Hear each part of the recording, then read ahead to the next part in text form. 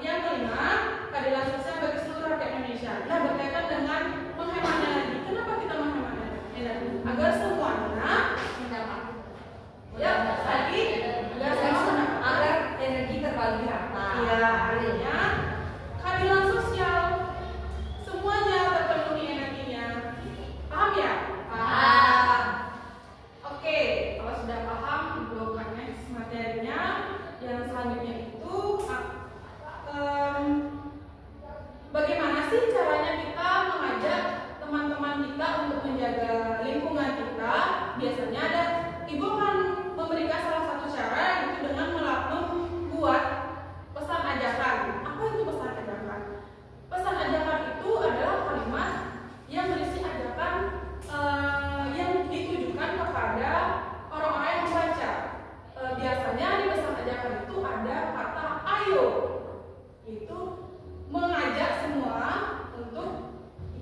Iya, contohnya seperti ini. Tanah air kita indah. Mari kita jaga bersama. Nah, kata mari itulah yang menunjukkan mengajak semuanya untuk menjaga bersama-sama.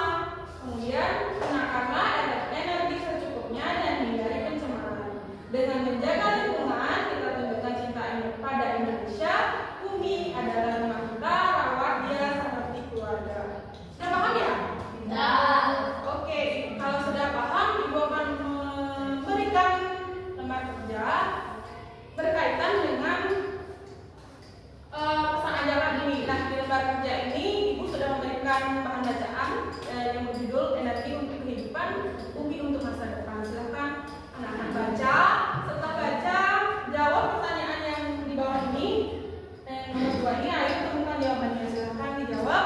Kemudian yang ketiga, buatlah pesan ajaran. Ya, Bu. Ya udah ya.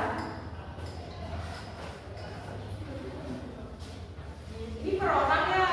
Ya, buat sendiri-sendiri. Nanti Ibu akan menunjuk salah satu dari kalian untuk mempresentasikan hasilnya.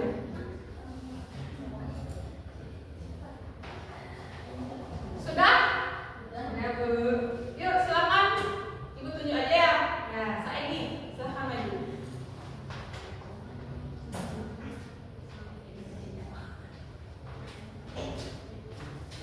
Ya. Baik, jadi di sini saya menjawab bagian 2. Mengapa energi penting bagi kehidupan kita?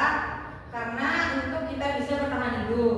Apa dampak dari penggunaan energi yang berlebihan? Energi yang berlebihan bisa menyebabkan polusi udara ataupun lingkungan yang tercemar. Sebutkan 2 contoh energi terbarukan, ada energi matahari dan energi angin. Apa yang bisa kamu lakukan untuk menghemat energi? Misalnya mematikan lampu jika tidak digunakan ataupun di siang hari.